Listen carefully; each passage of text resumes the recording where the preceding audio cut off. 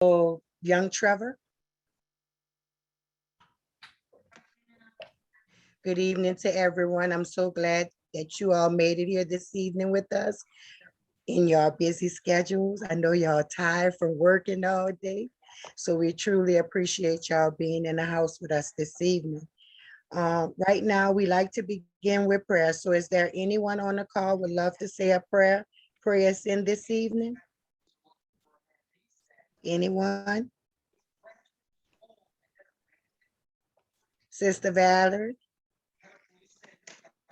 Yes. Thank you.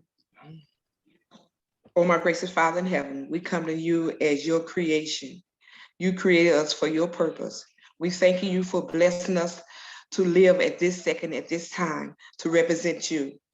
We ask, Lord God, please forgive us of our wrongdoing, our wrong thinking.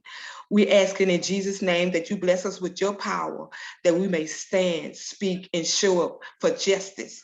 Speak up, Lord God, Jesus, for the one who feel like no one is not speaking for them. Ask us, Lord God, Jesus, do your will, and we will answer and say, yes, sir. We will do your will. We ask, Lord God, thee blessing in Jesus' name we pray. Bless the speakers to speak up and give us information that we can be important voice that's in the wilderness, Lord God, and speaking to the right people that make the right decision for us. They have a better life.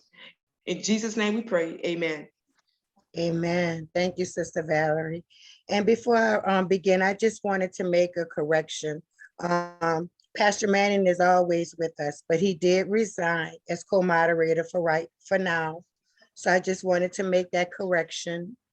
And also, I just wanted to do a little housekeeping. We all know Justice and Beyond been around for 10 years plus, and it was developed for a platform for Black and Brown voices to be heard, for actions to be taken where these were people, all of us are people, concerned citizens say we sick and tired of being sick and tired. So we call the action on things to be partakers of the solutions and getting it right, making the change for positive.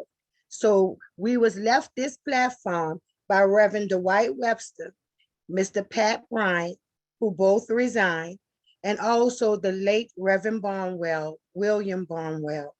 So at this time, no further ado, I would announce VP Franklin, who will be our moderator for this evening.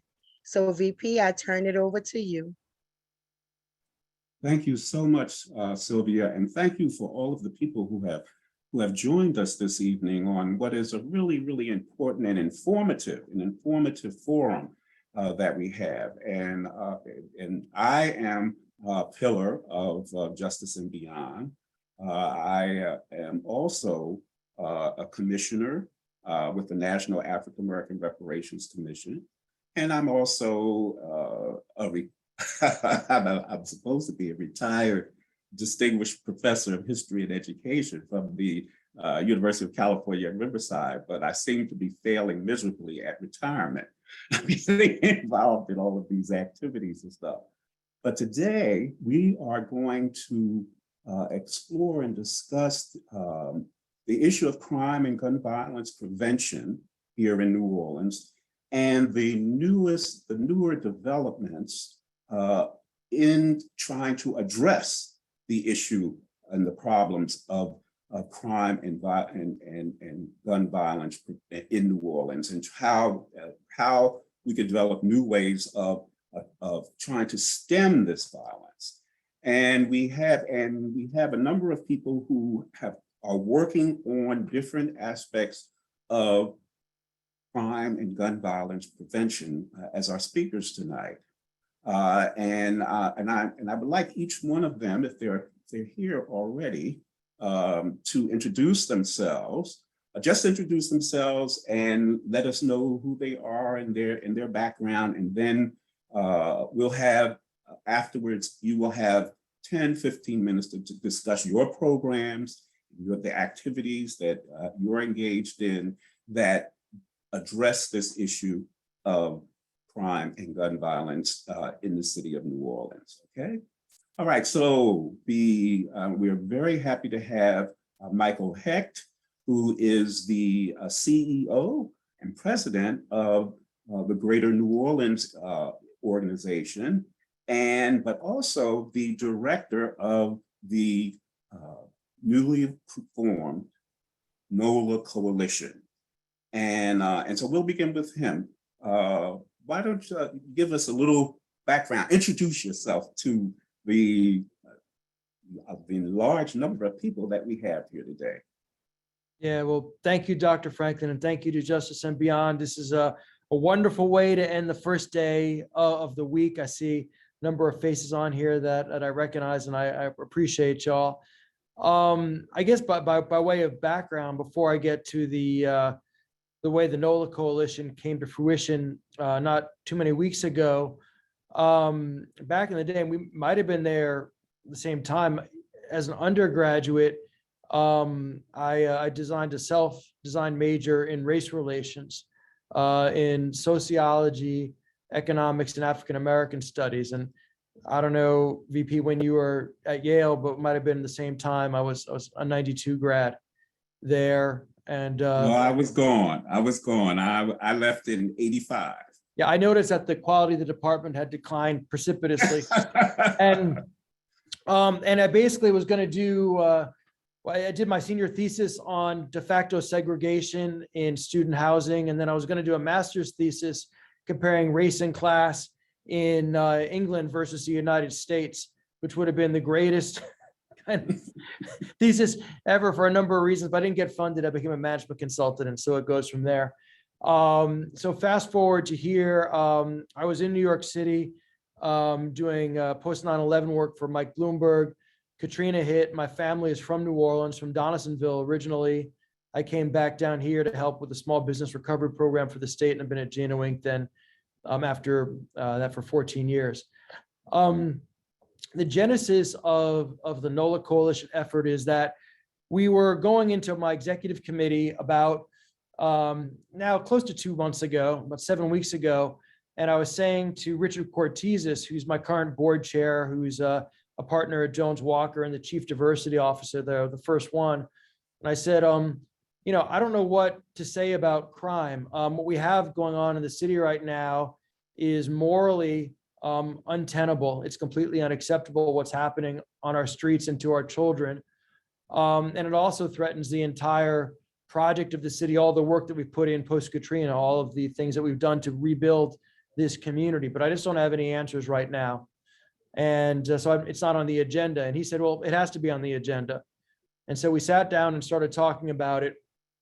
And we said, what can Gino Inc. do? And he said, well, we're not criminologists. But then Kim Boyle, who's also my executive committee over at Phelps Dunbar, she said, well, Gino Inc. is good at pulling together coalitions because we tend to sit in the middle of entities, and we're kind of not threatening to anybody because we don't have a lot of money or any statutory power. We're kind of nonpartisan. And we've done this before on other issues like national flood insurance or offshore wind, where we serve as the coordinator and connector to try to make the whole greater than the sum of the parts. So we said, let's try to do that to improve what's happening on our streets and to our children. So that was the genesis of this. Like we were joking about before, it grew at a rate that we never would have expected. And through 4 meetings, it grew to its current size, which is over 350 organizations, about 150 nonprofits, about 200 business organizations, and then a whole another maybe 50 plus youth service organizations that are going to be supported. And the group really came together talking about, I think, ideas in public safety and ideas in investing in our community that were not particularly new. They're ideas that have been around for a long time, both of them. A lot of the public safety ideas came from the mayor's transition plan. And investing in our youth, I don't think is anything that should have to be explained to anybody. But what's interesting about this group and different is, I think, 2 things. One is its composition. It really looks like a cross-section of New Orleans. It's New Orleans East to Lakeview to Uptown to Central City. It's black and white. It's organizations big and small. It's across the political spectrum. Everybody's united basically by a love for our children and a love for this city. And so in that sense, it almost has a post-Katrina type of energy to it. The other way that I think, it's different. That's good. But we want to, I want to introduce the other participants. Oh, I'm who so are sorry. here. Okay. No, cut me off. I'm done. I'm muting myself. And then we'll come back. And then we'll come back to you, okay? All right. One of the other participants today is Mr. Darrell Durham, who was the founder of the Anna's for Arts program at St. Anna's Episcopal Church, and is an educational consultant and is a musician who is dedicated to bringing music back to the Treme.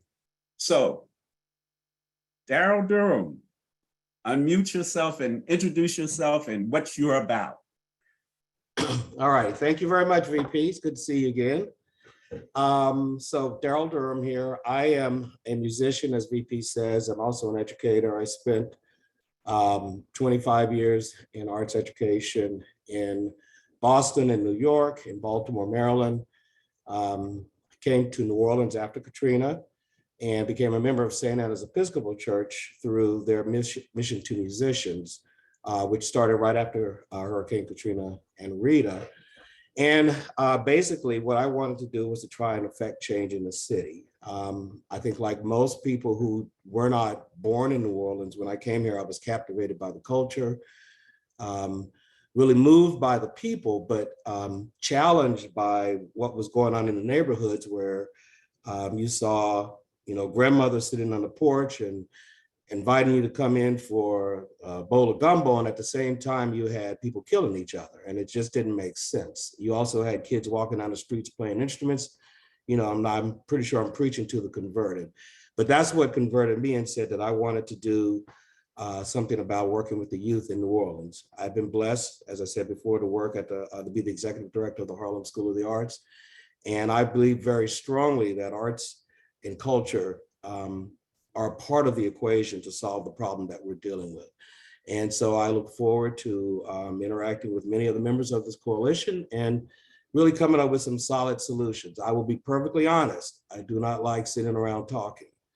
That is just not my nature. I spend a lot of time practicing. I spend a lot of time the VP will allow. The way this program developed was I walked the streets and knocked on the doors and talked to the parents, and started with 9 kids. And being on the streets is not an issue that I'm concerned about.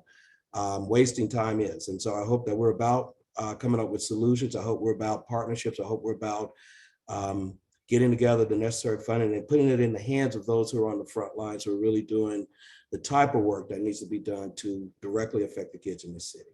And I will stop there and come back whenever you want me to, VP. All right. Then, well, we're going to have a discussion. Is Dr. Kevin Davis on? He sent me a text. He was trying to get on. He's in Baton Rouge right now with his brother.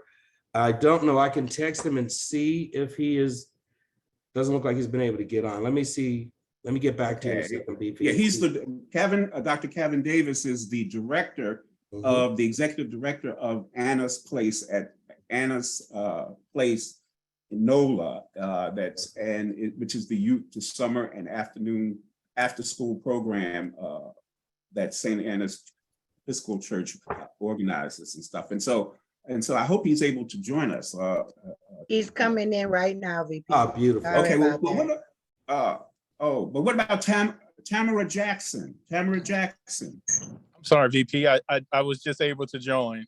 Can you hear me? Okay. All right. Well, okay. Well, we just started. And so if it's all right for you to jump in, just to your background and your current role at Anna's Place. Okay. Sorry.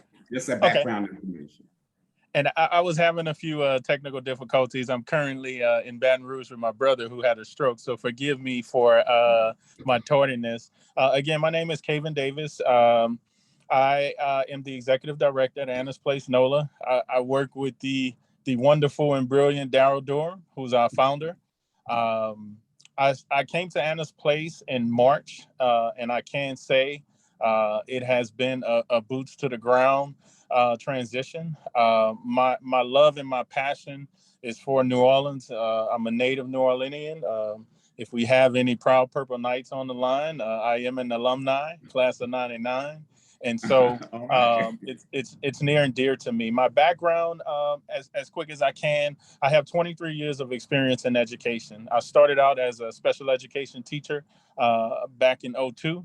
I moved up to a behavior specialist, an assistant principal, later on moving into a director of school operations. I worked with 22 different schools to ensure everything went smoothly academically.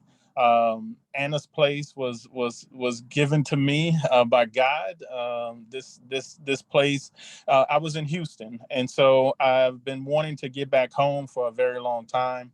And so I've given to, in the words of my mom, I've given to Atlanta, I've given to Houston, and now it's time for me to give back to my home and give back to the Treme area where I was raised. And so our goal is to create a blueprint so that we can stop the violence amongst our city.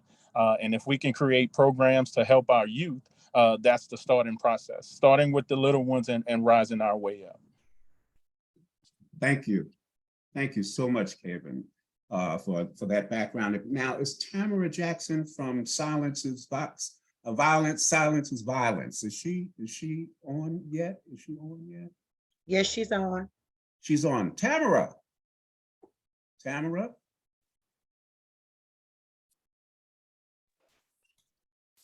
Yes, I'm here. I'm sorry. All right, you can unmute yourself. Unmute yourself. And I see you have unmuted. That's great. And so you can tell us about your background and Silence is Violence. Very, just a brief introduction. Yes. Good evening, everyone.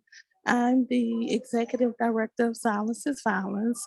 I've been working with the organization now for 17 years.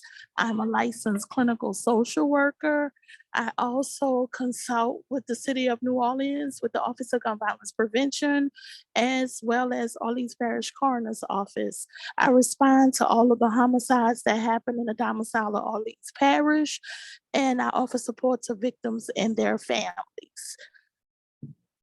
Oh, that's wonderful. Thank you so much. All right, so we've gotten some background from Michael Hecht on the activities of and the concerns of the new NOLA coalition. Now, each of these groups, Silence is Violence, et cetera, are interested in crime and gun violence prevention. Silence is Violence is one of the groups that's in the NOLA coalition, is my understanding. St. Anna's Episcopal Church is also. So I wanted to, Tamara, I wanted you to mention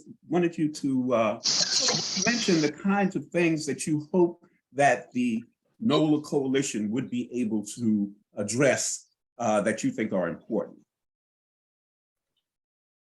One of the things I think is extremely important is making sure that grassroots organizations and people who are working with those directly impacted by gun violence receive some logistical and material support. It's difficult for me as well as others who are actually on the ground doing this work. And there's tons of money that's filtered in the city around gun violence prevention. But it's also a disconnect as it relates to Black and Brown communities not receiving the support. Definitely, there's a sense of urgency with the police department. And I understand the coalition is actually rallying to offer some logistical support as well as financial support to the department that's strained. But one of my concerns have been listening to these conversations and reading emails is that the police department is not stretched for money, right? Majority of the police department problems have been leadership and management. They have a budget that's almost $600 million. And in my professional opinion, in the 17 years of doing this work, I've seen where organizations invest in the police department and it still doesn't yield the results that folks envision. I would like to see the coalition take a different direction and actually having a direct investment into those communities that are heavily impacted by violence. Oh, yes, that is really, so we have something here on, that's placed on our agenda to be discussed this evening. All right, now, what about Daryl Durham? St. Anna's is a member of the NOLA Coalition. How do you think that the NOLA Coalition could help you with the youth programs and the gun violence prevention activities that you're engaged in? How would the NOLA Coalition help your organization? Great question. I just want to echo what Tamara said. I think often there are a lot of barriers that are put on monies, whether it's paperwork, whether it's reporting. I know those things are important, but often small organizations or individual organizations don't have that time period in order to, you only have 24 hours in a day. And if you're hands-on implementing programming, then you got to turn around and write grants and respond to these things. It's very difficult. So I think one of the things that could be helpful for smaller organizations, for individuals who are trying to make a change, is for there to be some sort of a support group that can help them with those very technical sides of raising funds. I mean, the bottom line is we can't do anything if we don't have the money. Right. And unfortunately, a lot of times the money comes with understandably, the money comes with certain requirements. I mean, you don't want to just give money to anybody. So you got to know how they're going to spend it. There's certain things that you have to know. But something as simple as getting a 501c3 costs $600. If you're an individual working by yourself, trying to do good work and working with kids in the community, $600 is a lot of money. And so, and then the paperwork that's involved, and I can attest to this because I've had to do it. So I've been blessed because I had an organization like St. Anna's that was behind me when I started the work I did. As I said, I walked the streets. I was the chef. I was the driver. I was the teacher. There is absolutely no way I could have done all that without the support of the church community. And so as I look at all these individuals out there who on their own are doing fantastic work, but they're doing it without any support. And so the first thing that I think needs to be done is there needs to be some sort of mechanism that allows those funds to get to these individuals and to these organizations that are really doing the work. The second thing is I think that there needs to be an ability for those of us who are the leaders of these organizations to come together. Sometimes you need a shoulder to cry on when you're just sick and tired of doing all this work and you're not seeing the results you want. Sometimes you know that some kid who comes to your organization is not a fit for you, but there's an organization out there that kid is a better fit for. And while we all want all the kids, we have to be honest about our ability to really do what needs to be done. My organization is an arts-based organization. If I've got a kid coming to me whose desires to be an athlete, they don't need to be in my organization, but I need to be able to say to that child and that parent, there's this great organization over here, girls run, whatever it is, soccer, whatever it is, there are enough of us out here who are doing this work. So my recommendation is pretty much twofold. Number one, let's figure out a way to get the money to those organizations that are doing great work, but don't have the manpower or the woman power to do all the paperwork that's necessary to get the funds. And then let's figure out a way that we can all begin to share our best practices and share the ability to share the kids in this community. I can't put it any plainer than that. All right, that's very specific and very good. Dr. Kevin Davis, do you want to add anything to what Daryl Durham has said about smaller organizations and the support that they would need? Is there anything you want to add to that before we move Yes, back to Mr. Heck? Yes, I would echo what Darrell said. That there needs to be some type of system to where individuals or organizations, smaller organizations that are boots on the ground, actively walking the streets, actively driving to pick up kids, bringing them back to the facilities, cooking for the kids.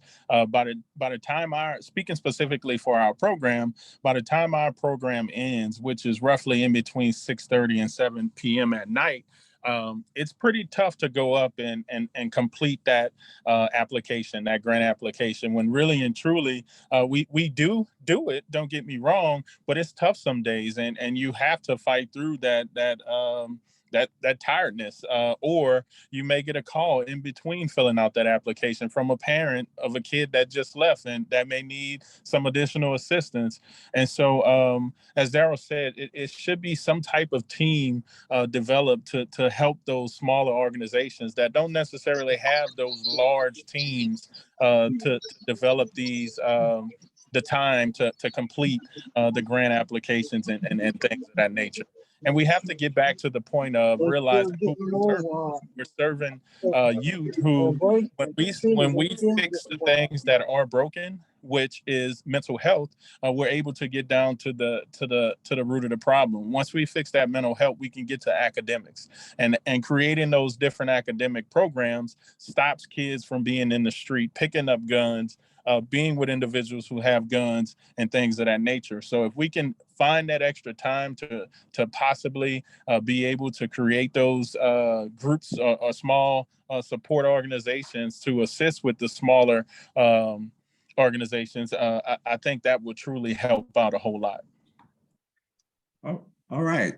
Those are very specific. And I would just like to ask Michael Heck, there are two topics here. One is relationships with the police department and how relationships can be improved and facilitated with the police department through this coalition. That would be one area that can be involved in. And the other area, which is very specific about, support for small groups that are engaged in these kinds of youth activities and youth services, and events or activities that bring those people who are working in those areas together so that they can share the information and cry, as he said, cry on each other's shoulders. So how can Nola Coalition help? Yeah, well, VP, thank you. And what Tamara and Darrell and Kaven said, I agree completely. My background is in small business, so I understand how at the end of the day, you're overwhelmed and can't do all the technical stuff that you need to do. So I'm happy to say that the technical assistance is already happening. Today, we had one of these organizations in our office, and G&O Inc., just separate and apart, we are helping them apply for, and G&O Inc. is just paying for their 501c3 so that they can then go and apply for grants.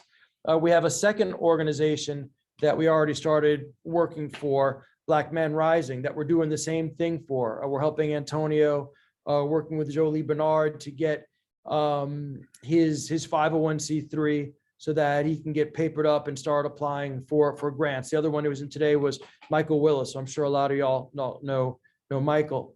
And I think that this is one of the most fundamental things that we can do, is to provide the technical assistance, which means getting the paperwork filed, paying for it, to get folks into the posture to start using other people's money and foundation money and philanthropic money to scale their programs up. But how we're going to actually implement this going forward is key, because right now we're doing ones and twos. We have to start doing this at scale. And so there are two things that we're going to be looking at. One is that we're meeting this week with the United Way, because I think we didn't say this, VP, but there are two platforms that we're pursuing simultaneously. One is investment in youth service organizations, and the other is community support for public safety. But on the first one, we want to make sure that the monies that we raise, because we're planning on raising $15 million, that it doesn't just go to established organizations, but it goes to individuals like Miss Catherine, at Bunny Friend, who with a little bit of money and support could support 6 more young people instead of just the 6 that she's supporting today. And so part of that's going to be about making sure that the money gets to the right individuals. And the second is setting up a structure and funding it to provide this technical assistance to those churches, those individuals, those smaller organizations so that they can actually scale up. And so we're already doing it. It's fundamental to what we want to do. So I was thrilled to hear y'all say that first. And then, to your thing, Darrell, about getting folks together, one of the interesting things about the meetings that we've been having is that the most exciting part of the meeting is not the meeting. It's like there's Jazz Fest, and the best part's after Jazz Fest.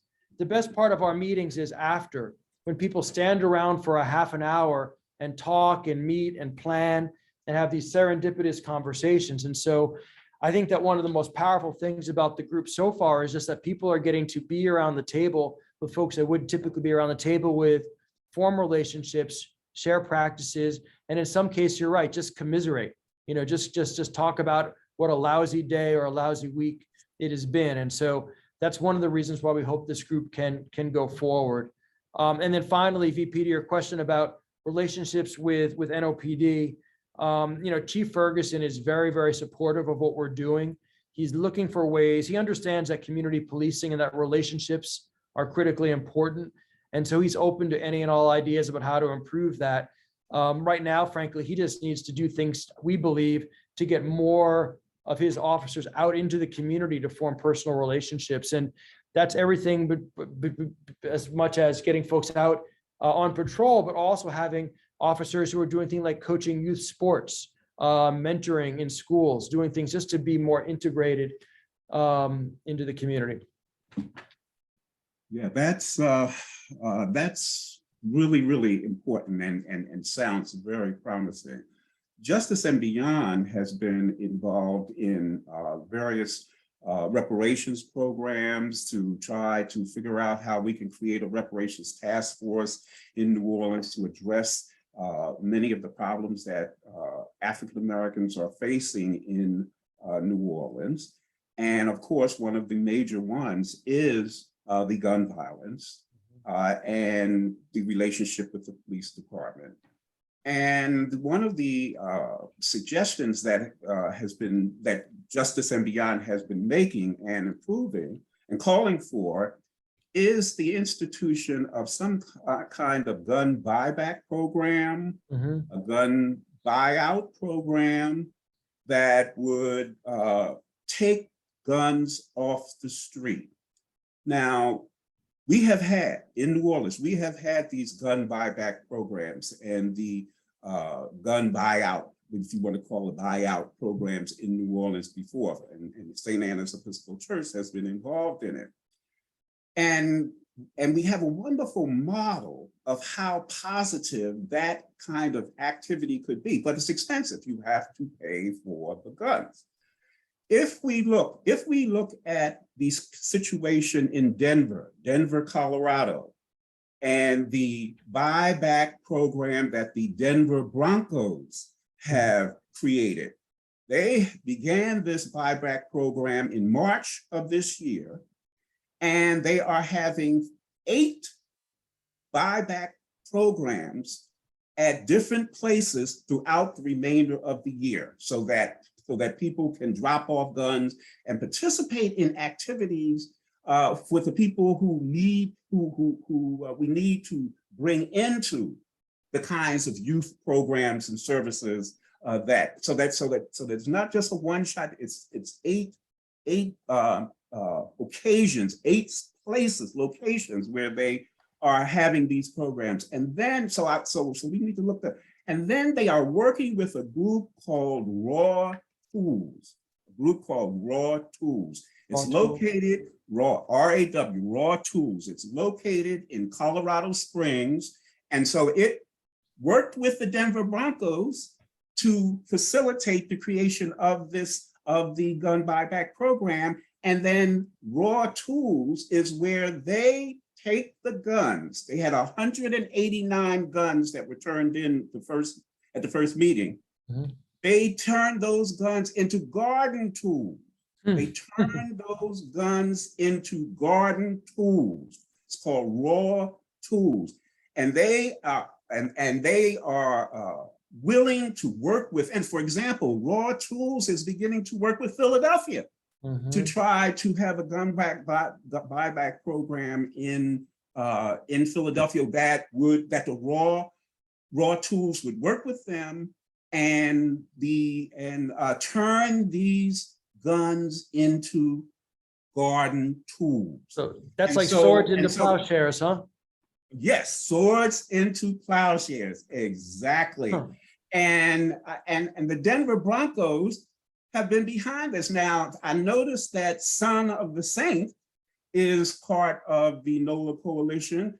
Would the Nola Coalition could possibly work through Son of the Saints or the Saints organization and contact the Raw Tools so that we can have this kind of, it is very popular. I recommend to everyone on this call, just Google Denver Broncos gun buyback program, and you will see the information, the 8 programs that they've set up, the connection. Then you can go on to Raw Tools Incorporated, and there are pictures of them turning these guns into garden tools.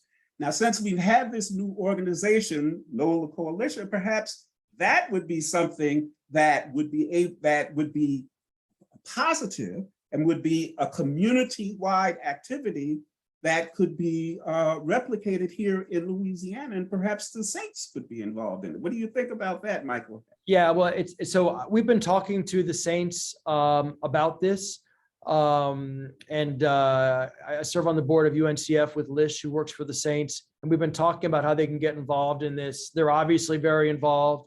We actually had a call today with the Players Coalition that works with folks like Demario Davis and Cam Jordan, and they're very active. And then you also have the NBA and the NFL at the organizational level. And they got not that Mrs. Benson doesn't have the big dollars, but the NBA and the NFL has big dollars as well. So particularly if there's a model that's happening in Denver, that's something that, I can absolutely talk to Lish about that. That's a perfect type of thing. You know, what's happening now is that everybody's got a stake in this. Everybody who loves New Orleans and loves their children wants to help make this better in some way. It's just about finding the right vessel for them to pour their time and treasure into. So I'll look that up. That's a good one. And somebody just said, yeah, Son of a Saint's not listed because we took all the youth service organizations and they're in a separate part of the website. So we didn't want to create a visual conflict of interest because they're going to get funded. So we didn't want them to be, that was done on purpose. Right. Oh, Tamara Jackson, what do you think that is an act? Were you involved in previous buyback programs? And do you think that that's something that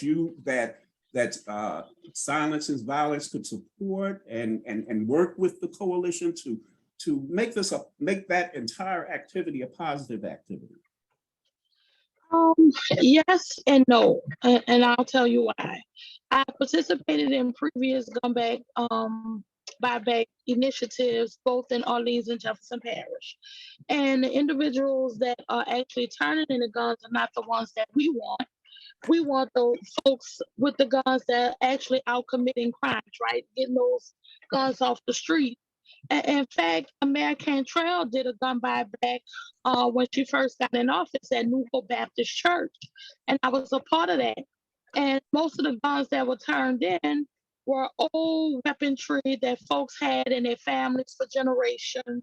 Not many firearms came to the table that we were really rallying around getting the support for folks to turn in. So it was daunting to see, and then it didn't move in a circuit like we wanted it to move. And the second is, we're also seeing an influx of ghost guns that folks are buying from Amazon and all these other online intricates where they're pulling together these ghost guns and actually committing crimes with them, right? So we have to really look at this new age generation, and where gun buybacks may work well with Raw Tools for Denver, we have a different circuit of individuals individuals here in New Orleans, right? Then it's not just connecting nonprofit organizations, but we need the support of the criminal justice system agencies as well. We need to rally the support of ATF, rally the support of the DEA, the district attorney, and so on and so forth. I had a good relationship with the former DA in Denver, Colorado, Mitch Morrissey. And the district attorney there had an awesome programs for victims of violent crime. The DA supported them, provided witness protective services, and that's something we don't have here either. That would be another platform. If we're going to give money to NOPD, they need to have some ways that they can offer direct support to victim witnesses. Those requests are made to my office. I have a small nonprofit, but the police department will send me an email and ask Silence is Violence to keep a family safe, right? And I struggle. A lot of these meetings I can't even attend. I went to the last Nola coalition meeting, and in the meeting, I'm getting a text that there's a shooting and I had to leave. Yeah. I'm one of those directors that's actually boots on the ground. I'm doing the work. I'm looking and talking to the officers that are frustrated, right? And they're complaining about management. I'm at the crime scene. I'm not speaking from what somebody's telling me. I'm there. I'm in that family's household when that shooting incident or murder happens, and I'm looking at grief and agony on their faces. And I'm just one person with a team of 5. But we tasked with the responsibility to keep New Orleans safe. How? How? And if we can see a police department that already has over $1 million budget and we see a financial need for them, but we don't see a financial need for small grassroots organizations, you got to help me make the connection because I'm lost. This is really important. Now we have to keep in mind the model that is in Denver. I remember it was 8 events. The first event, they turned in 189 weapons, and that was an ongoing activity. Now, the kinds of programs that Tamara Jackson is involved in are restorative justice programs that are meant to help and heal those who have been affected by the trauma of gun violence. And the restorative justice programs that we have in New Orleans available to us, as Ms. Jackson has made, are limited. The state has restorative justice programs to deal with both the victims of crime, the victims of crime, but also the perpetrators of crime who are in the police system, who are in the criminal justice system, returning from the criminal justice system, and need to be reoriented. So the restorative justice programs, and Justice and Beyond has had many forums on restorative justice programs for the victims of gun violence in New Orleans, the trauma associated, dealing with the trial, the families, and all of these. We have had these restorative justice officers and officials at Justice and Beyond forums, and they say they need more support, that there are more families, there are more individuals who are affected by the crime and the gun violence who need support. Those people need support. Is that something that the NOLA Coalition can do? Can it rally the restorative justice community and see where they are and what they need and how it could support it? Yeah, thanks, VP. I mean, I think that the power of this coalition is that we're trying to make the whole greater than the sum of the parts. So it's a great place for the best ideas from people who are on the ground in the community doing the work to come together and explain what's truly going to make the difference. And then the folks who are in the coalition who are not the experts, but are what I would call concerned citizens, can do things with their time and their money and their political abilities to bring resources to bear. My read on what's happening right now is that we're not in need of new ideas, and we're not in need of money. The money is there. What we're in need of is political will and then executional capacity. It's about the will and the way. And that's really what I think our greatest power can be. So I think that it's a great place, VP, for these ideas to come together, and then for the coalition through, and it's only soft power. We can't pull the string, we can only push it, but to make the phone calls, write the editorials, talk to individuals, and basically create the conditions where the money is spent in the right way, supporting the right organizations that are impacting lives. Yes, I think that individuals involved in these restorative justice activities and programs are probably online, probably are part of our audience tonight. And if they have any suggestions and needs, et cetera, they should bring them forward. I'm going to put my cell phone in the chat too, VP. So it's in the chat for everybody. Okay. All right. Great. And the relationship with the police department. That's the other thing that is really, really important in terms of developing a positive relationship. You mentioned how getting the police back into the community and that kind of thing and stuff. And it seems that these kinds of activities, bringing the restorative justice groups together and see what their needs are and what they can advance, how we can advance them. How can we develop better relationships with the police department, perhaps through these kinds of gun buyback programs or other kinds of community programs.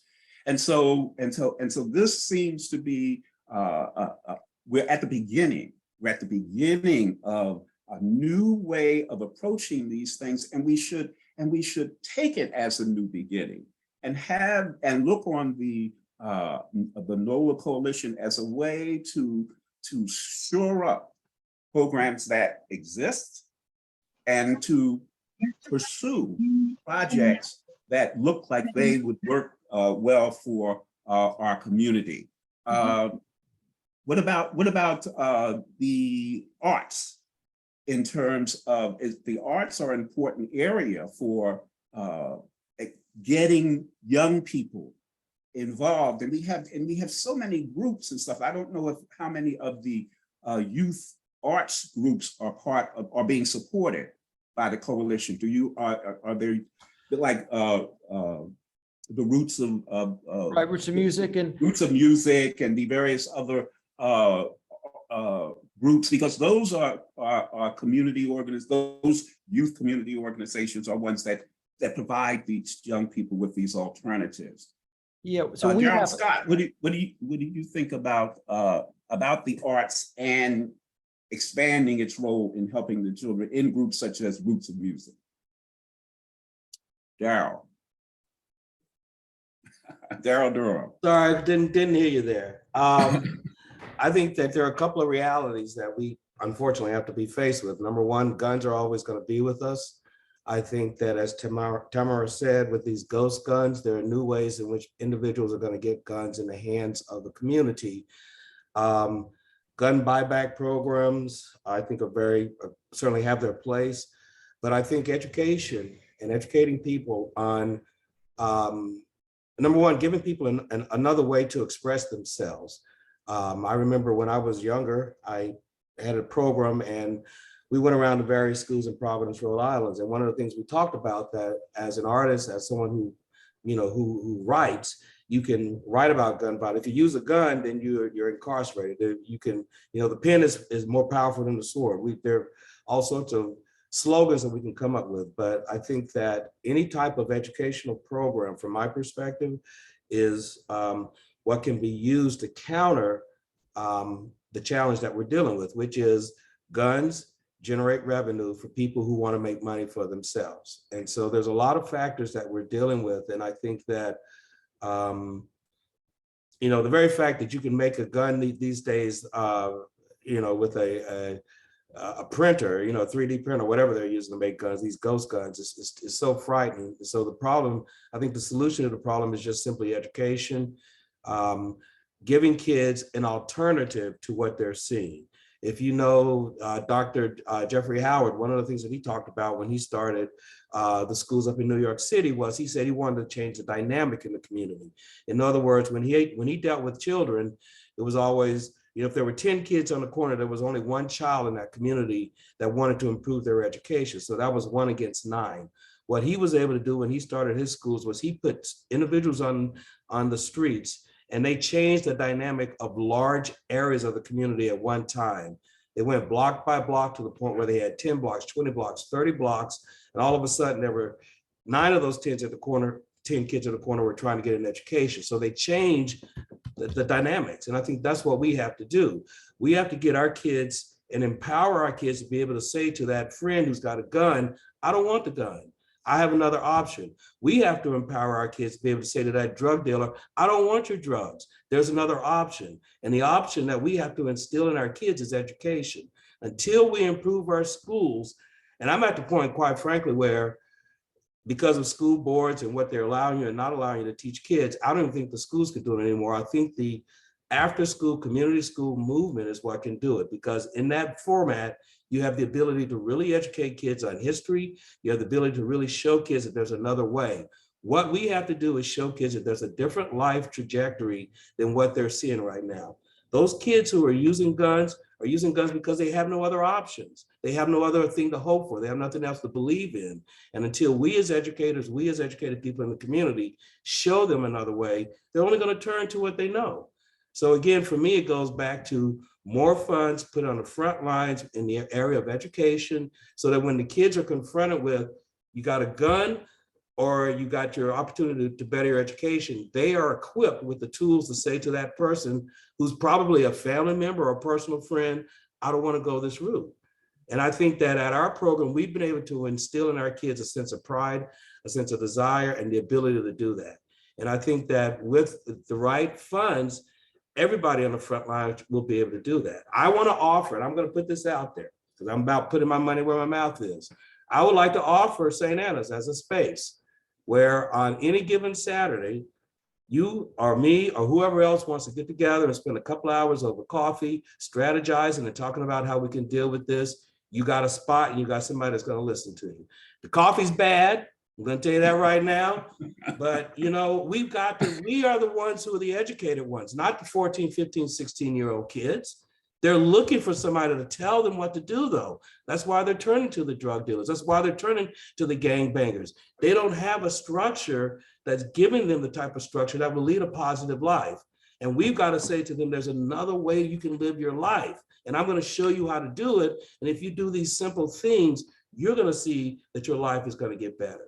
But I can't do it by myself. None of us can do it by ourselves. Oh, we don't expect you to do it by yourself. But I think that with the kind of perspectives and consciousness raising that is taking place in the community and the opportunity that is presented with the creation of the Nola Coalition to actually begin to implement some of these activities, small meetings, and also, but larger activities such as getting the Saints organization to behind it to have a series of, because the model that is set up in Denver is that the subsequent meetings were held mostly at churches, and then other social organizations and community organizations were provided information and the kind of things that we do at St. Anna's Church. St. Anna's Church would be there, and then they would provide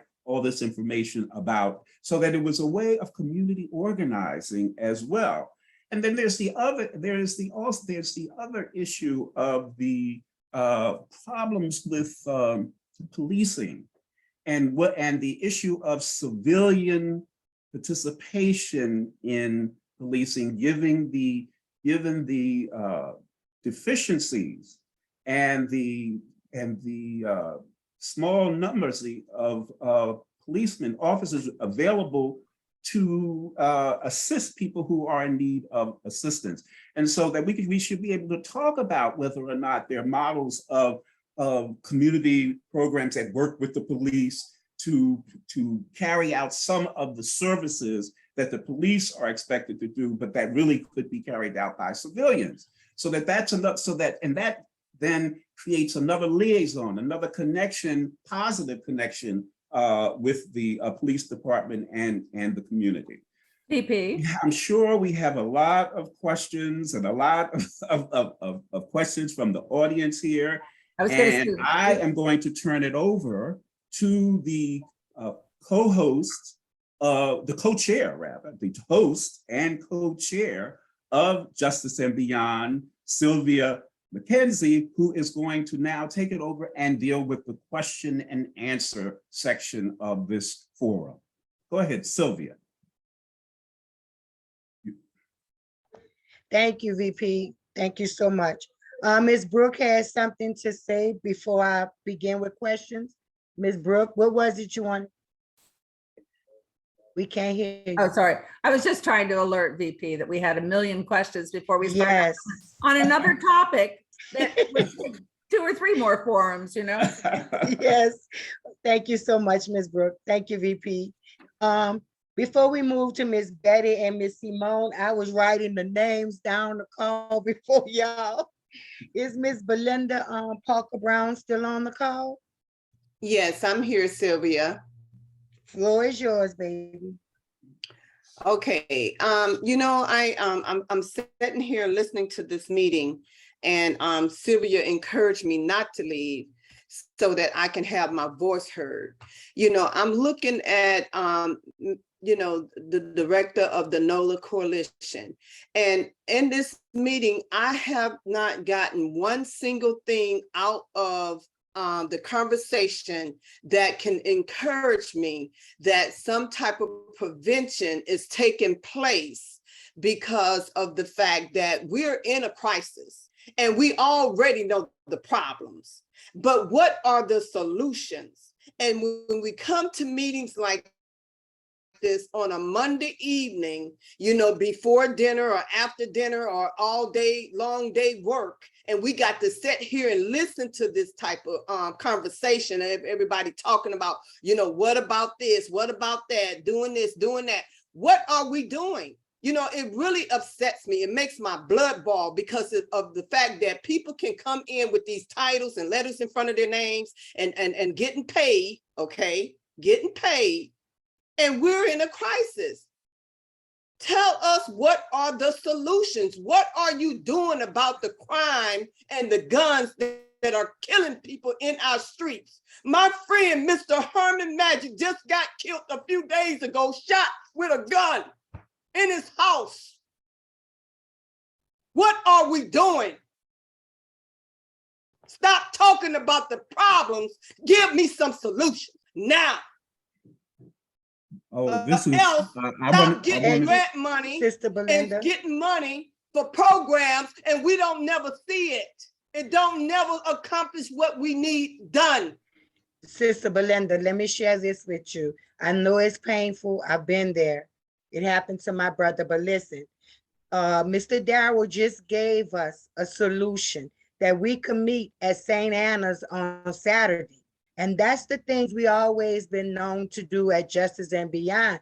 We have to meet everybody and come to some type of conclusion to say we are all in this together. So let's just hear what else someone else could answer your comment or question, and we can move on. But we there with you. Don't forget that. And I just wanted to say that, Belinda, that the youth services component of the NOLA Coalition is providing services, support for programs and groups that are servicing youth who have been touched by the gun violence here in New Orleans. And so that is, so I was impressed, and I think you would be impressed by the list of youth-oriented groups, Black Men Rising, you know, and these other groups that are targeted targeted for support through for support through the NOLA coalition. So they are new, and they have identified these groups that are in the community, and they are interested in providing support to try to deal with just the terrible problems that we are facing. Thank you, Mr. Sylvia? VP. Since I didn't calm down a little bit, when I say our people need transparency, one of the things that we're fed up with these big name organizations, coming in with these positions, be transparent. Where is the money? Show us the money. Let us see exactly who's getting the money, what is being done with the money, and whether or not it's being effective or not. We can't keep on saying that, we're gonna get a grant for this, we're gonna get a grant for that. People, grants is overrated. And guess what? People don't have any trust in these grant chasing organizations anymore, because they come along, they here today and they're gone tomorrow, and we're still in a worse shape than we were in before they even got the money. Okay, so I'm just being very transparent and very candid with this whole conversation. Well, I think, Belinda, I do want to say that this is a new organization, and I believe that they have committed, what's it, $5 million or $3 million over the next 3 years to these youth services group. Could you let us know about that budget that is on your website there? Thanks, VP. Yeah, we are going to be, we've committed to $15 million, $5 million over each of 3 years. For the first year, we're now at between 1.7 and a little bit over 2, depending on how I close on this last one. The first 500,000 was given out. It's on the United Way website. It was given to 37 organizations, and United Way is the reporting entity for those. But going forward, what I personally want to commit to is making sure that the funding not only gets to organizations that are established, like Son of a Saint, but it also goes to organizations that are doing real work right now, but don't have the legal status to get further funding. And with additional funding, could scale the number of young people that they're serving. So yeah, we didn't exist 5 weeks ago. So we're just getting started. And but the urgency is now. We're not doing this to talk. We're doing this to make a difference. And we're open to all ideas on how to make the most impact as possible for every hour, every minute, and every dollar. There's no time to waste. We appreciate what you're saying, Ms. Belinda. Amen. Thank you. So Thank you. also, Sylvia. Mr. Heck, is it any way that you would be at the meeting on Saturday by St. Anna's as well sometimes? I can definitely stop by for sure. Absolutely. Okay, thank you so much. We're going to move on. Miss Adrienne Dixon, do you still need to ask your question, ma'am? Is she still on? Okay, we'll come back. We have one other young gentleman that's been working with you for a mighty long time, and he's also a member of Justice and Beyond. Sonny Strong, are you still on?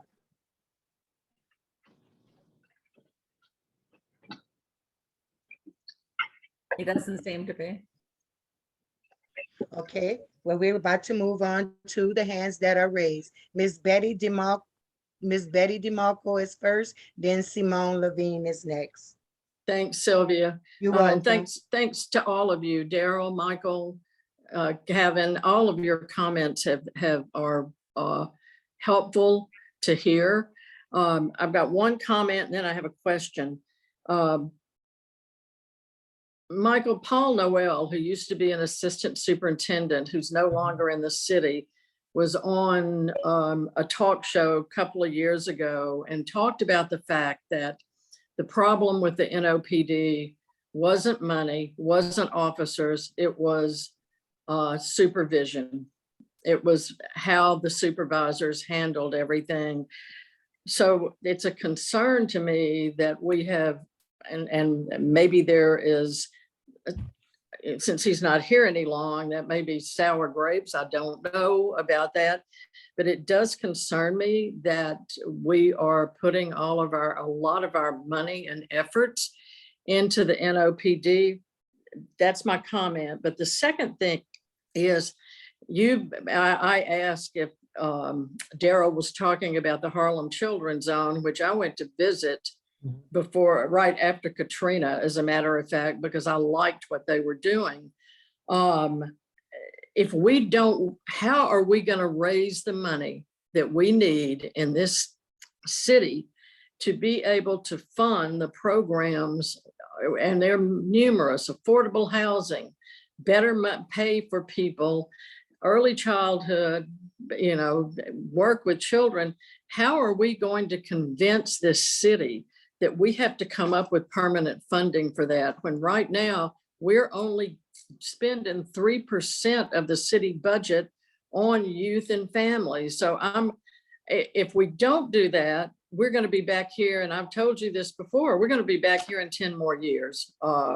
So what can you tell me what the plan is but after the 5 million a year? Because that's a drop in the bucket of what we need. So how do we do this?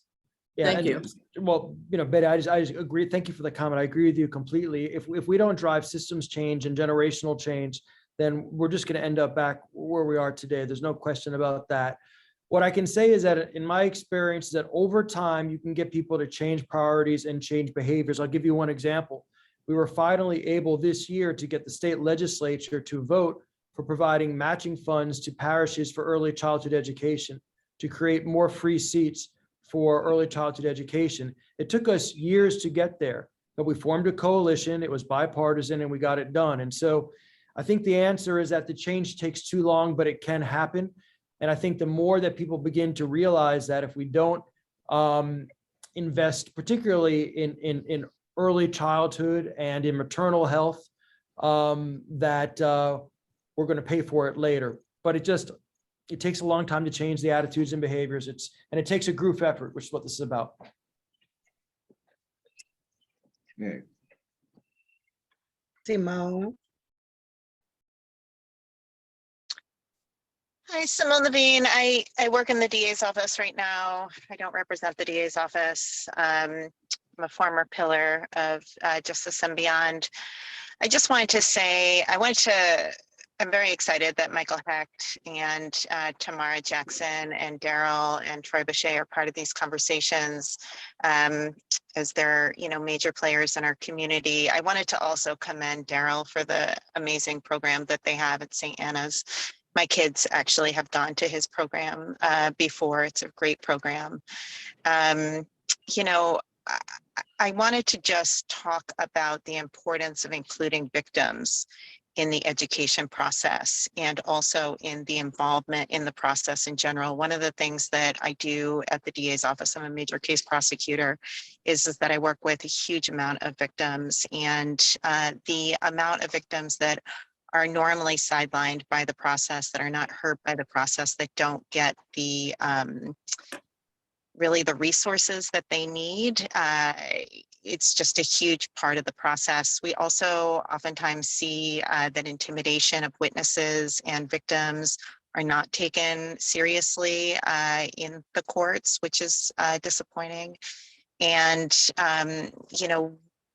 outside of the DA's office, what I am trying to do with a smaller coalition, and I think that we'll be successful in it, is to expand the Trauma Recovery Center, which is at UMC. Right now, the Trauma Recovery Center gives free psychiatric and therapeutic help to victims of crime, but you need to have insurance, and it's still a sort of small program. What we're trying to do with city funding, and we have the majority of city council members supporting the idea, is to expand the program so that the UMC actually gives free counseling to victims, so victims can just walk in and get that therapeutic care, and that we have enough resources to go into the community so that the community knows that that exists. You just can't do this without victims. And right now, in my experience, victims are perpetually terrified and completely exhausted by their fear over the level of violence that are going on in the community. And if we're trying to find a healing, holistic community solution, we need to find an answer on how we actually solve that trauma and come up with answers on, the level of fear. What we've also seen and what a lot of studies show is that victims who are not given care, given trauma care, later on become defendants themselves. They're arrested, they're brought into the system either through drug abuse or really taking the law into their own hands. And that also should be a big warning symbol for all of us, that victims really need to get those resources that are now coming into the system. So I really commend what Daryl says, and I want to include, though, that the education programs that Daryl are talking about also need to include victims. Victims need to educate us as a community, and also victims need to be educated on the resources that are available. And we have to really demand greater resources for victims in this process. Yes, that's the kind of restorative justice activities and programs that I had in mind, that exist, that need to be expanded. As Simone says, these programs need to be expanded.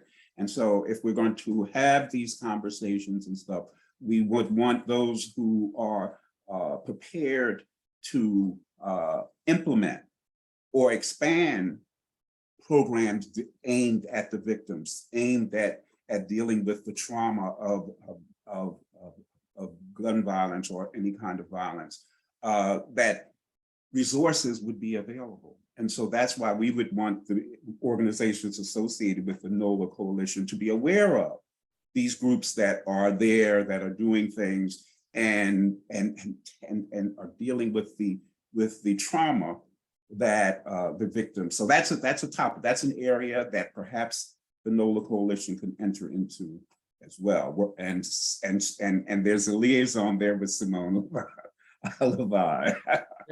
Simone and I are due for a coffee, it seems. Absolutely. French chuck on me. Thank you. Now we have Marvin and then Miss Lexi. Those two are next. Hey everyone, my name is Marvin. I have a statement and many questions, but I'll ask just one and try to be brief.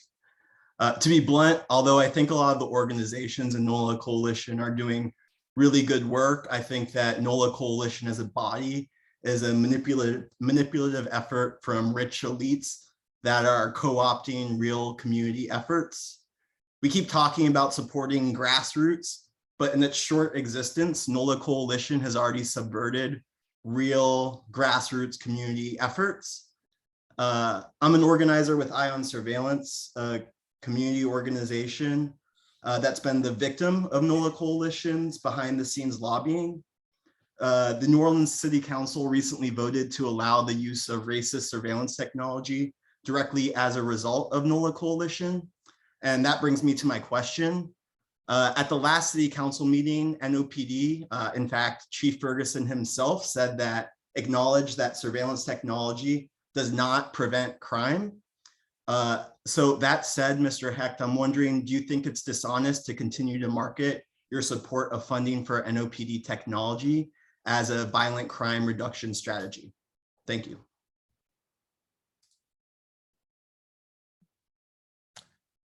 Thanks, Marvin. I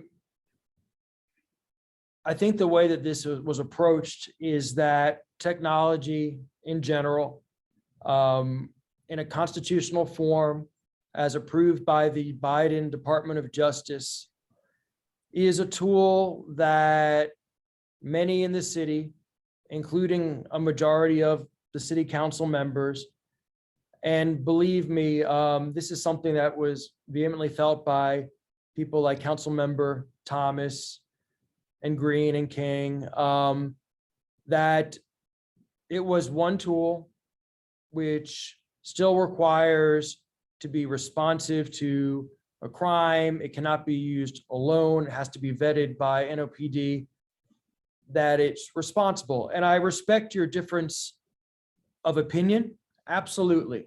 And I think that's incredibly important. I think that the impugning of our efforts and the inference that we're doing something with poor intent for the community is probably unwarranted, but I'll leave it at that. Thank you.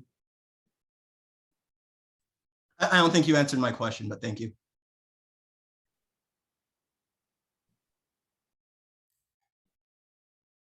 Passing it to me. Yes, ma'am. Hi, y'all. My name is Lexi. I use she, her pronouns.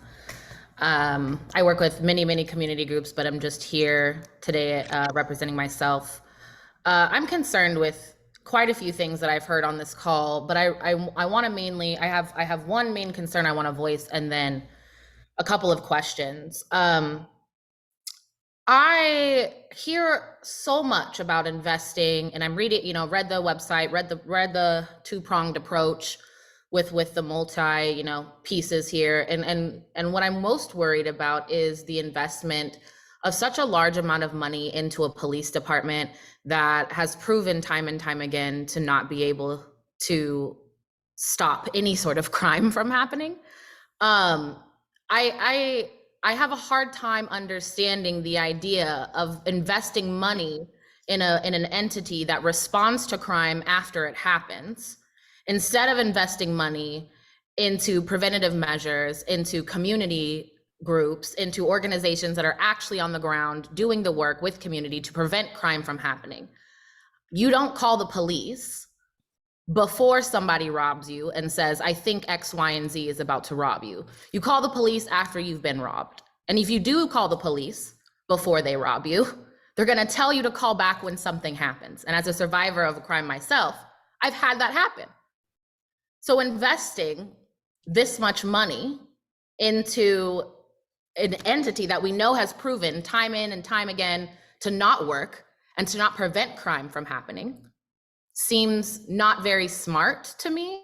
And like maybe investing some energy and some resources into efforts to prevent crime that are restorative, as we've heard many times on this phone call, might make a little bit more sense. My first question is specifically in regards to the piece of the NOLA Coalition's website that mentions there's a want to bring experts to NOPD, to the DA's office, to OPSO, et cetera. I'm wondering who the NOLA Coalition deems as experts, and if you have any idea of who those individuals are going to be. My second question is, and was around the increased surveillance and predictive, policing pieces of the efforts on the coalition's website. And this kind of links with the experts conversations, or the expert question. When you have over 900 and some comments from organizational representatives and community members who've been fighting against surveillance ordinances like this for many years in the city, commenting against an ordinance like this, and then you have maybe 12 or so, 24, I can't remember the number, but significantly less comments in favor, most of those folks being from this coalition, and that ordinance passes. I have suspicion that the democratic processes aren't working to our favor, and that actually the public opinion is not being utilized as experts for people who have boots on the ground experience. So I'm just curious how y'all are informing those pieces and who you deem as experts in the community. Thanks. Great, thanks, Lexi. So the first is that I just want to be clear about this because I don't think it was clear up front. The only money that we are raising, the only new money that we are putting into the system is that which is going into generational systemic change organizations, these youth services organizations. It's our belief that, as you said, there is a lot of money. I mean, the police have a significant budget. All the money that we are raising is going into community organizations, period. And then to the second about the experts, like we said, we're just getting started, but right now we're working with folks from Tulane, LSU School of Psychiatry. There are others that are being considered being brought in from across the country. And we're trying to listen and get a diversity of viewpoints about what works and what's worked in other communities. And we welcome your viewpoint too. And just to clarify, I wasn't speaking about money that was being raised from internally inside of the coalition. I was speaking about the pieces where there was advocacy for additional recommendations for NOPD funding, which I believe I read was potentially to be advocated for through American Rescue Plan dollars. No, that was just a weirdly written piece of the article. Yeah, I got that question a lot. That was just, the reporter had just asked where funding existed, and the city has money from ARPA. There are criminal justice savings at the state level. That was the way the article was written. I know what you're talking about. It's that was a misinterpretation. Thanks. Thank you, Mr. Heck. Before we move on to Ms. Tony, we have Mr. Sonny Strong has made it on the call. Mr. Strong, are you there? I see his hand is up. Yes, I'm here. Thank you, sir. Yes. Greeting, good evening, everyone. I want to introduce myself. I am a youth organizer. I'm currently in the store right now getting something to drink. I don't have much in my house, but I'm a youth organizer, and I work as a teacher over at Young Audience. So as all the years I've been working with the youth, I have been listening to the youth, and it kind of was taught to me by a great friend of mine, the late William Barneswell. William Barneswell. He told me about listening to the youth, because he listened to my story. And listening to the youth, it kind of helps get an understanding on why there is so much crime going on. There's so much idle time on their hands there, because there's no recreational development for them. A lot of these kids, they commit crimes simply out of boredom. And when a child is that bored, when your mind is that idle, it's a devil's workshop. And so there must be safe havens and lighthouses set in place throughout the community to where kids can actually be kids and not be thrusted into adulthood through the debauchery of the nature of New Orleans tourism. New Orleans tourism is based on the French Quarter, as well as the adult entertainment industry. So a lot of these kids, they grow up faster than they are supposed to because of the type of entertainment they're exposed to. And I'm kind of a byproduct of that. Growing up in New Orleans, this is what was available to us besides Jazzland. Jazzland was one of the things that kind of allowed me to be a kid and not force me into adulthood too early.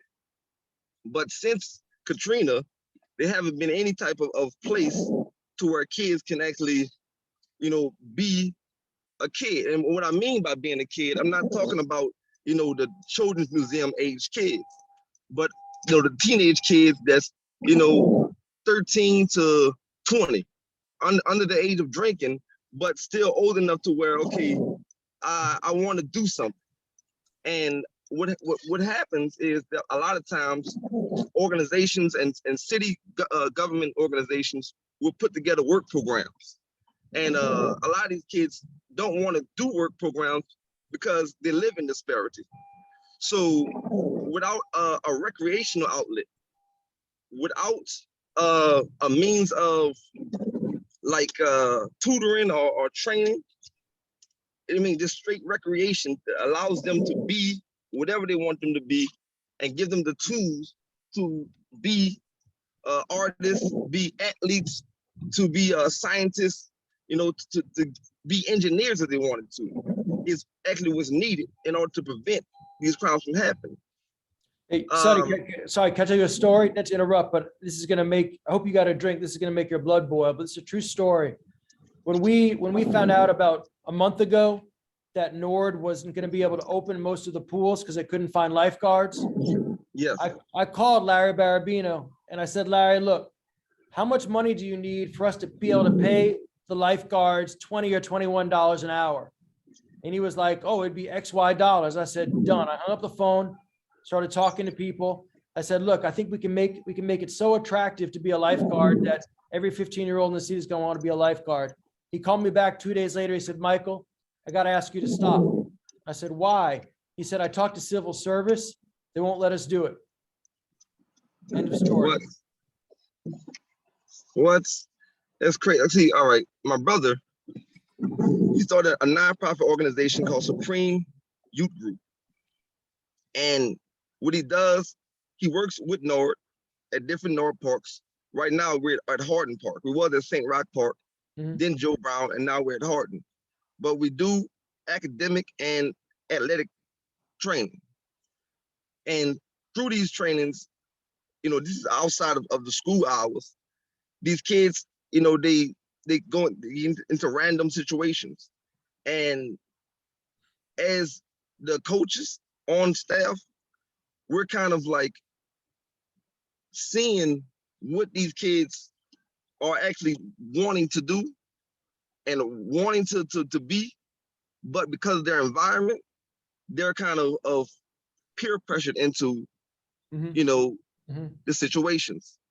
And so like you were saying, I understand that there is a lot of these kids that want to, you know, find lifeguard jobs or find, you know, places that they can actually develop into a good, strong character. But without listening to them, to see what's going on at home, well, you know, why is there such a push for money that gives them the thought of, oh, I want to commit a crime opposed to getting a job? What is such a big rush or a big appeal behind, you know, picking up a gun? You know, because neighboring states, family members that live in Mississippi, there's lots of guns out there, but there's not much crime out there because there are different avenues that kids can take. And, you know, people go out there, shoot all the time, but no one gets shot because no one has that intention to want to shoot them, but no one lives in disparity.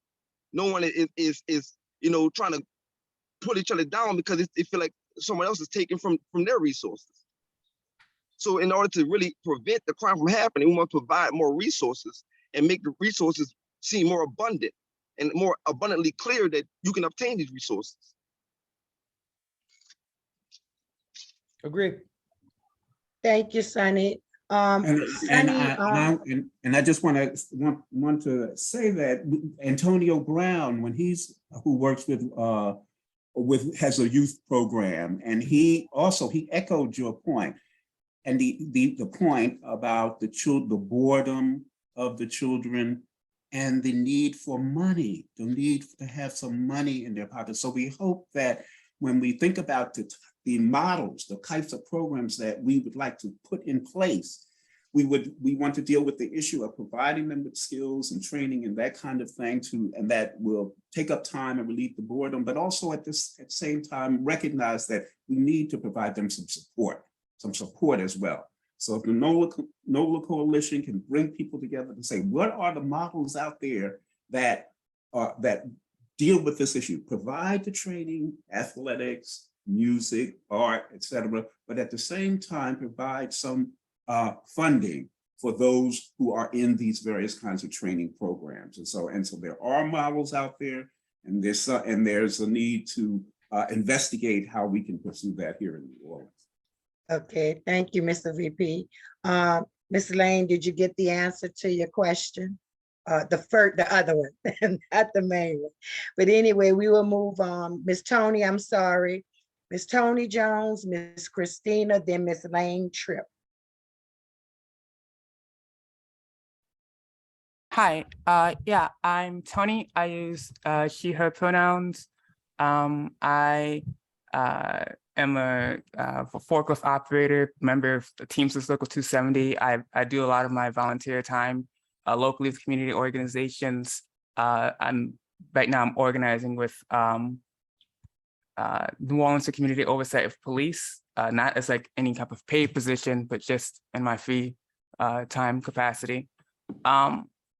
I'm kind of concerned about a lot of what I've been hearing in this space, just from the perspective of how we're going about it, about the issue of public safety.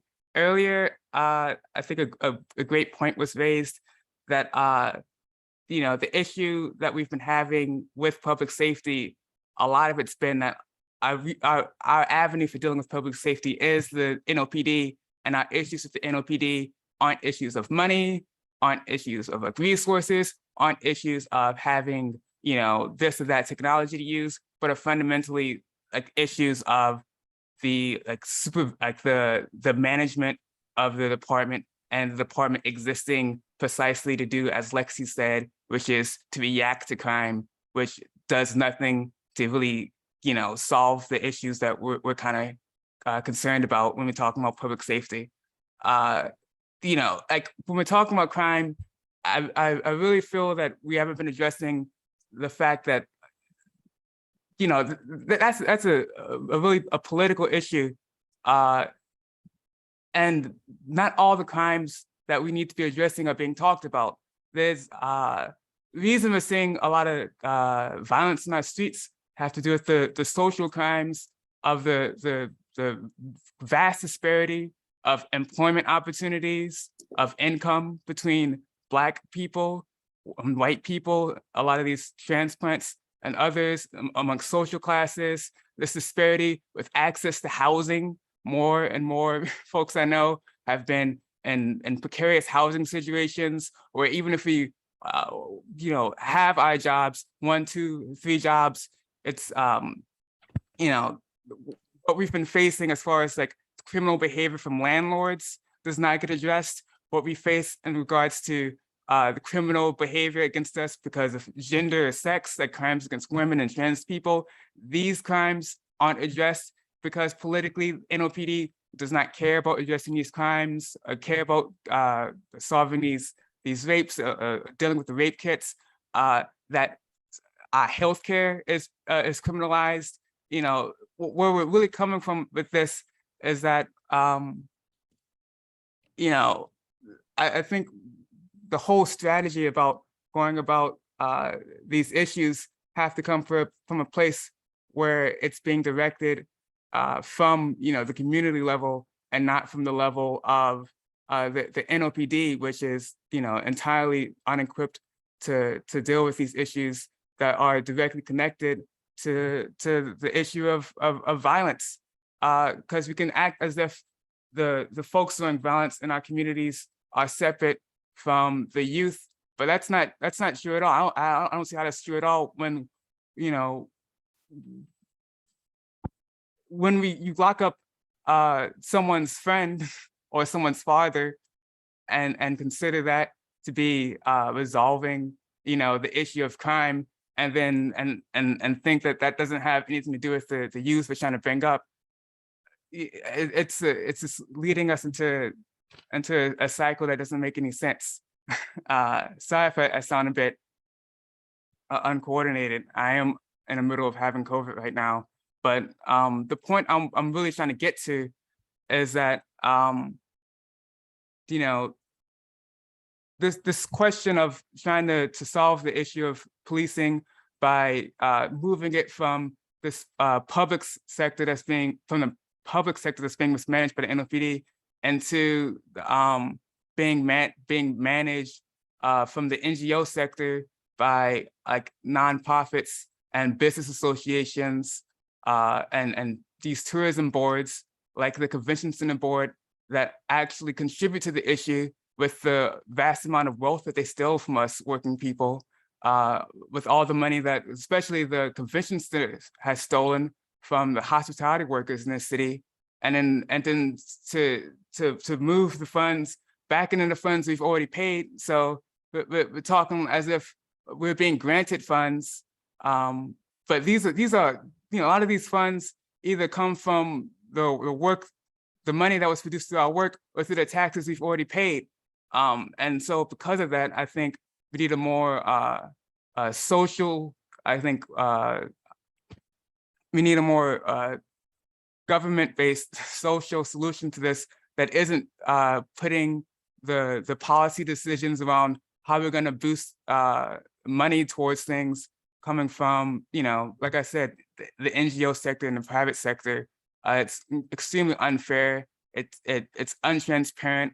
The way that the Nola Coalition has come out of the blue, you know, it's a long list of organizations. From what I hear, many organizations either feel like they hadn't had a proper chance to look over everything or added on at the last second seems, not only concerning, but it seems inappropriate and it seems insulting. And it seems like it's going past, our normal way of resource allocation, where we go through city council meetings, we go through commissions, we have a democratic process. I feel this entire effort has been undemocratic. It's been moving money around in a way that puts less transparency on it. We have less say so. My question, I guess, is around, whether or not Mr. Hex from the NGO Inc.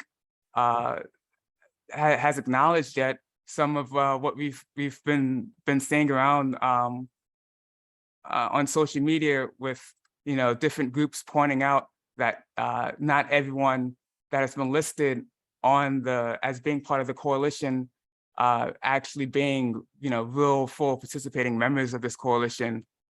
Some folks I've seen come out and said that they actually did not want to be part of the coalition and were just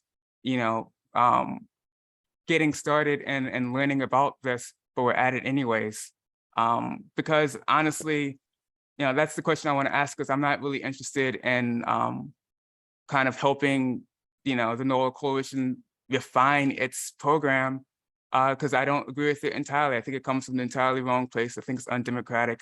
And I think, I'll be doing my best to resist it at any step of the process that I can, because this is not the way that we should be talking about allocating resources. And if we're going to be dealing with political issues, they should be dealt with in the political sphere and, not run through by business interests, but actually by, regular working people and at the community level, where we can have real access and transparency around all of this.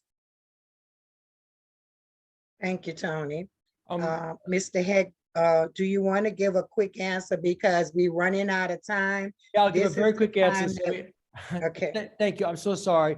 Yeah, I just want to answer one thing, just to be very clear, that we have practiced transparency and affirmative consent with everybody who is listed on the website. They have either signed saying that they want to be listed, or they've emailed affirmatively saying they wanted to be listed. We've tried to be very respectful about that for precisely this reason. Thank you. I'm so sorry, everybody. I really wanted to let Miss Christina and Miss Lane Tripp ask their questions before we get off. But if y'all can contact Mr. Heck and Mr. Darrell, Mr. Kevin, and if we all can meet up by St. Anna's, as he suggested, and from 10 to 12 noon on Saturday, then we have more time to really discuss things and introduce more into thought. So I'm truly sorry, Miss Christina, that I wasn't able to get to your question, but you can still ask Mr. Heck, which you need to. And one more thing, I'm gonna turn it back over to VP so y'all could give y'all closing remarks. Because we all say the action plan from this is to get together at St. Anna's. Am I correct? Yes, VP, yes, you on are. I Saturday? guess. Okay. Yes, I think that we've put out a number of activities. We've suggested a number of avenues, a number of approaches that could be enfolded into the activities of the NOLA Commission, of the NOLA Coalition, given the wide range of groups that are involved in this activity. And I think that given that range of groups, I think that progress, significant progress, can happen. It can happen by getting all of these elements of the community together on the same page to achieve the same objective. And I'm really happy that Mr. Heckwood joined us this evening to discuss what the coalition, because it has, as far as I can tell, it has great potential for improving the situation here in our city, given the amount of gun violence and crime that we have to face. So Can I add something very quickly? I'm hopeful.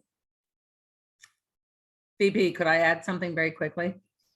Yes, Brooke, is that you? Brooke? Yeah, I put something in the chat and it's very simple, but I think that besides this, that every person needs to sort of reach out and think about what they can do that is simply an act of kindness to young people.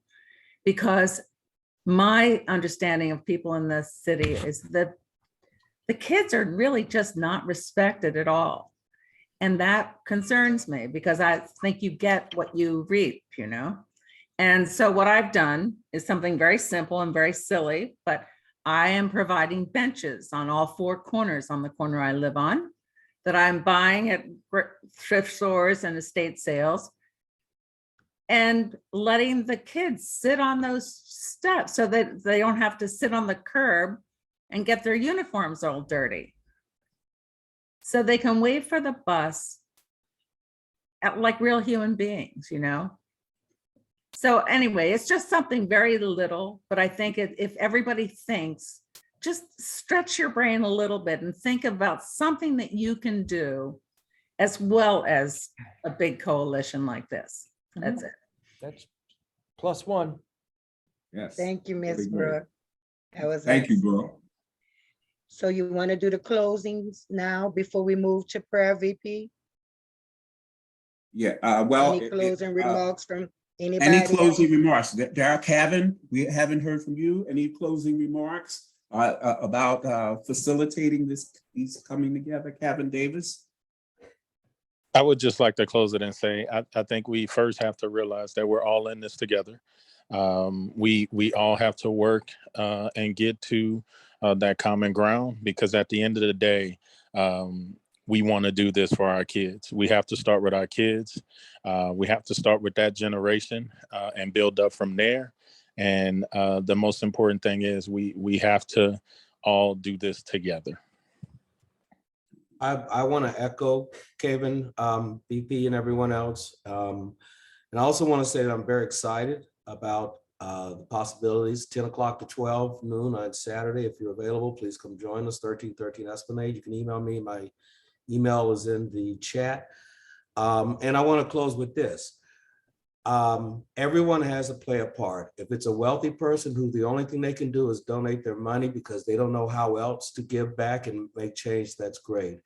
If it's, from my experience, sometimes those of us on the front lines have to tell people who have the means and the wherewithal where we need their money to go. And if we can at least get their ear, and I get in a sense that the Nola Coalition, there may be issues, it's an ear that seems to be willing to hear and listen to what's going on right now. And I say we challenge those who are in a position with the funds, to challenge those who are in a position to make things happen with the police, politicians and everybody else. We challenge them. We come up with a plan and we say, put your money where your mouth is. We're the ones on the front lines. We've got the plan. You got the money. Let's do it. And let's stop all this talk. I'm with Ms. Barbara. Let's stop talking. Let's start doing something. And Tamara Jackson, you still with us? Tamara Jackson? I think Tamara had to get off, VP. All right. And Michael Hecht, thank you so much. Did you have any closing statements? I think you got an earful. I did. It was great. Well, I think just one thing, VP, I want to thank everybody for sticking with us for so long tonight, and to say just two quick things. One is that we're absolutely stronger together. That's the only way that we're going to succeed. That's cliche, but it is a truth. So from my lips to God's ears. And the second is that we don't have to agree on everything, and I respect that we are not going to, but that does not mean that if there are not specific issues or policies or laws or initiatives that you think that we should all get behind, come to us and we can get behind that. That's okay. That's okay. I don't expect people or organizations to be monoliths. We have a diversity of approaches, but in those places where we agree, let's work together, and that's how we collaborate. So I thank you in advance. And I thank everyone for being here with us at Justice and Beyond. We really appreciate you all's time, y'all work, and trust me, we are here to work with you. The only way we're going to rise above this situation, we have to help one another. Stop pointing fingers. And let me say one more thing that's positive. If we put together a presentation to go before the city council with on showing them how we going to curb this crime ourselves in our communities, they will get on board and help because we already done the work. So don't think they won't help you because I'm a living witness. I took some of the tires that they was dumping in my neighborhood, and guess what I did? They was running into our fences on I-10. I started taking the tires, making about 5 of them, putting cement in them. They was knocking down our mailbox. I did the same thing. We have to be a part of the solution, not waiting for nobody to do nothing for us. We know who our children is, so let's be real with ourselves. Then we could be real with these children. And I'm speaking from the heart. And I will be at that meeting, Mr. Darrell. I thank y'all so much. Do anybody want to pray us out? I really would love to hear from Gordon? VP. Gordon? No, I'm not the minister. I guess Mr. Darrell. I might be willing to Mr. try Ben? it, Sylvia. Yes, Okay. Gordon. Go Okay, ahead, Mr. Ben. all right. Mother and Father God, nurturer of the human family, you create all human beings equal in dignity. Pour forth into our hearts a spirit of kinship and inspire us a dream of renewed encounter through dialogue, justice, and peace. Move us to create a healthier societies and a more dignified world, a world without hunger, poverty, violence, and war. And especially here in New Orleans, where we need to come together locally to think globally. Amen. Amen. Thank you, Amen. Mr. Ben. Thank That you was a so much. wonderful prayer. God bless everybody. I look forward to meeting on Saturday. Thank y'all. Thank y'all. God bless. Have a wonderful evening. Thank you, Thank you everyone. so much. Thank you.